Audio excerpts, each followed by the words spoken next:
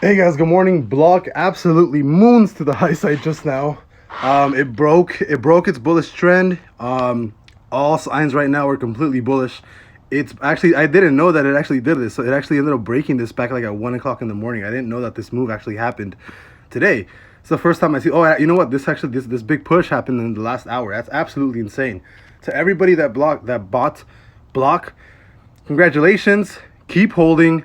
I'm not gonna be selling block. I already took 100% profit. This is basically, I'm just riding on profits. I'm leaving this forever. If it goes to zero, great. If it goes to like, $100, even better. But as of right now, I'm just holding. I do think this is an extremely long play. Again, BitBoy Crypto does support it. Personally, I don't really follow him, but he has a lot of followers. So he more than likely he might end up, telling his following, and this might push even further. But again, we are officially in price discovery mode. There is, there's nowhere that there's nowhere that block can basically go right now, but either up, maybe come back and retest this level or retest trend right here. But as of right now, block is officially in price discovery, and it's, if you got in somewhere around here, absolutely fantastic, amazing. And I think this run actually has to do with Facebook and the metaverse. So, and Bloktopia is kind of basically the same thing.